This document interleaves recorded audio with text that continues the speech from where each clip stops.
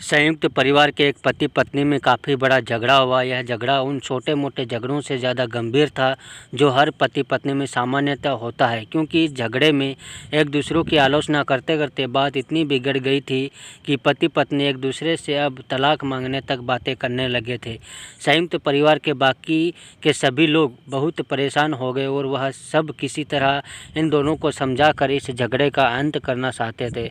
जब सभी के प्रयास काम नहीं आए तो वे लोग पति पत्नी के इस जोड़े को घर के सबसे बुजुर्ग सदस्य यानी दादाजी के पास लेकर गए।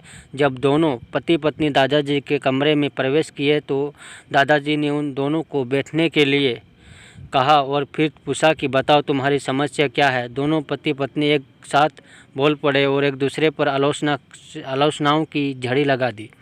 जितनी कमियां पत्नी अपने पति में गिना रही थी, उससे ज़्यादा कमियां पति भी अपनी पत्नी में गिना रहा था और कई मिनटों तक यह सिलसिला चलता रहा। दादाजी ने भी इन दोनों को नहीं रोका और इनको अपना अपना गुस्सा एक दूसरे पर उतारने दिया। आखिर में जब दोनों एक दूसरे की बुराइयां करके थक गए और शांत हो गए, तब दादाजी ने उन दोनों से कहा, अब दोनों एक दूसरे की अच्छाइयाँ बताओ। जब अच्छाइयाँ बताने का समय आया तब दोनों ही पति और पत्नी एकदम से चुप हो गए। शायद गुस्से में उन्हें कुछ याद नहीं आ रहा था या फिर गुस्से की वजह से ही वह एक दूसरे की अच्छाइयाँ बताना नहीं चाहते थे। दादाजी ने यह बात भी महसूस कर ली।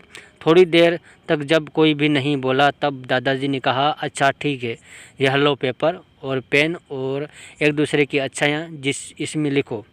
पति पत्नी दोनों ने ही पेपर और पेन लिया और एक दूसरे से काफ़ी दूर जाकर बैठ गए। थोड़ी देर तक ना पति ने कुछ लिखा ना पत्नी ने।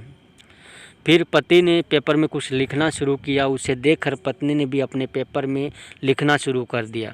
ऐसा लग रहा था कि जैसे दोनों एक दूसरे से कंपटीशन कर रहे हो। काफ़ी समय तक दोनों ने पेपर में लिखा और जब पेपर लिखावट से भर गया तब दोनों ही अपना अपना पेपर लेकर दादाजी के पास उन्हें देने के लिए गए।